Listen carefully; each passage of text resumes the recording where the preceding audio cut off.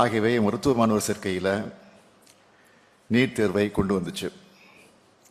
இது நம்முடைய மாணவர்களை வெகுவாக பாதிச்சுட்டு வருது.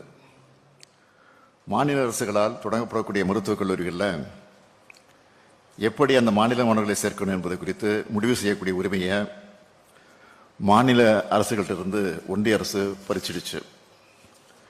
நுழைவுத் தேர்வுக்கான சிறப்பு பயிற்சிகளை பெறுவதற்கான வசதி வாய்ப்பு இருக்க மாணவர்களுக்கு மட்டுமே சாதகமாக இருக்கிறது தான் நீட் தேர்வோட மாபெரும் அநீதி. இதுக்கு எதிராக தொடர்ந்து மக்கள் மன்றத்தில் நாம் போராடணும்.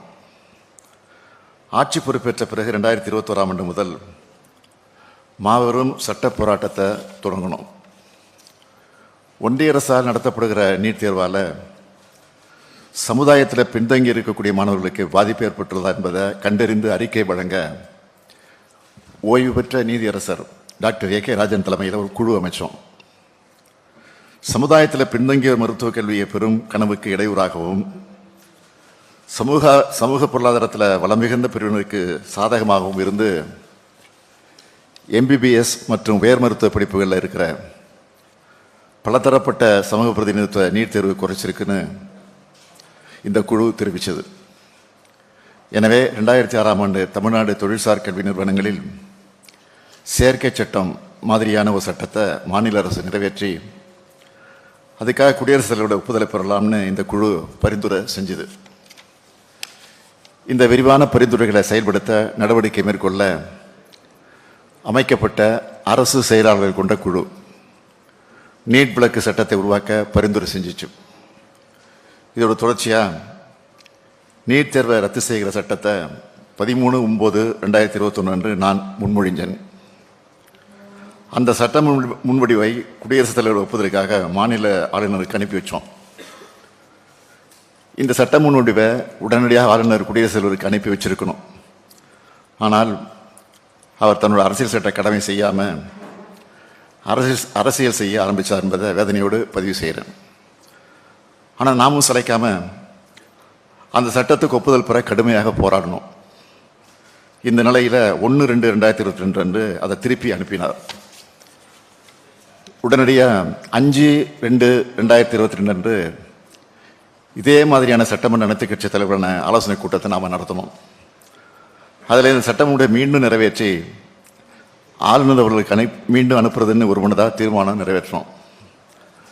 அதன் பின்னர் தமிழ்நாடு சட்டமன்றத்தோட வரலாற்று சிறப்புமிக்க கூட்டத்தில் இந்த சட்ட முன்வடிவு மீண்டும் 8/2/2022 நிறைவேற்றப்பட்டு குடியரசுத் தலைவருடைய ஒப்புதலுக்காக ஆளுநருக்கு திருப்பி அனுப்பி வைக்கப்பட்டது. இது தொடர்பாக மாண்புமிகு ஆளுநர் அவர்களை நான் நேரில் போய் சந்தித்து வலியுறுத்தினேன். மாண்புமிகு பிரதமர் அவர்களையும் மாண்புமிகு உள்துறை அமைச்சர் அவர்களையும் சந்தித்து இந்த சட்ட முன்வடிவுக்கு விரைவில் ஒப்புதல் அளிக்கணும்னு வலியுறுத்தினேன். அனைத்து கட்சிகளை சார்ந்த நாடாளுமன்ற உறுப்பினர்களும் இது குறித்து மாண்புமிகு குடியரசுத் தலைவருடைய அலுவலகத்துக்கு நேரடியாக சென்று மனு அளித்தாங்க.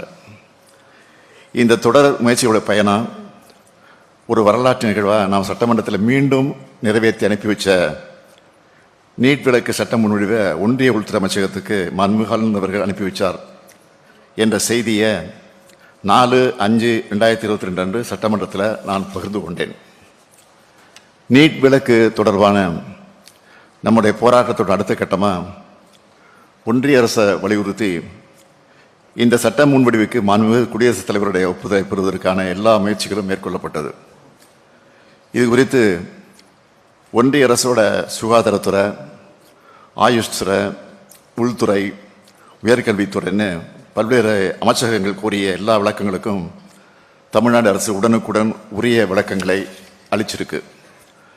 ஆனால் இதையெல்லாம் ஏற்காமல் நம்ம மாணவர்களுக்கு பெரும் பேரடியாக ஒன்றிய அரசு நம்மளோட நீட் விலக்கு சட்டத்துக்கு ஒப்புதலை தர மறுத்துட்டாங்க என்பதை சில நாட்களுக்கு முன்பு சட்டமன்ற பேரவையில் வேதனையோடு நான் தெரிவித்தேன். ஒன்றிய அரசு நம்மளோட கோரிக்கையை நிராகரிச்சிருக்கலாம். ஆனால் நீட் தேர்வு முறையை அகற்றுவதற்கான நம்முடைய போராட்டம் எந்த வகையிலும் முடிஞ்சிடலை என்பதையும் இந்த போராட்டத்தோட அடுத்த கட்டத்தில் நாம் எடுக்க வேண்டிய சட்டபூர்வமான நடவடிக்கைகள் குறித்து சட்ட வல்லுநர்களிடமும் கலந்து ஆலோசிக்கப்படும் சட்டமன்றத்தில் நான் குறிப்பிட்டேன். எனவே அந்த வகையில் இந்த பிரச்சனையில் அடுத்த கட்டமாக நான் மேற்கொள்ள வேண்டிய நடவடிக்கை குறித்தான உங்களுடைய மேலான ஆலோசனைகளை நீங்கள் எல்லோரும் வழங்கிடணும் என்று அன்போடு கேட்டுக்கிறேன். நீட் தேர்வு என்பது ஏதோ விளக்க முடியாத தேர்வு அல்ல.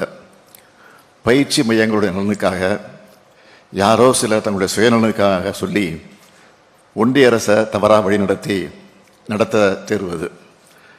அதையும் முறையாக நடத்தல் என்பதை பல்வேறு மாநிலங்களில் சிபிஐ மூலமாக வழக்குகள் நடந்து வர்றது உங்களுக்கும் தெரியும், நாட்டுக்கும் நல்லா தெரியும். நேற்று உச்ச நீதிமன்றத்தில் வெளியான தீர்ப்பு நமக்கு மாபெரும் நம்பிக்கையை கொடுத்துருக்கு.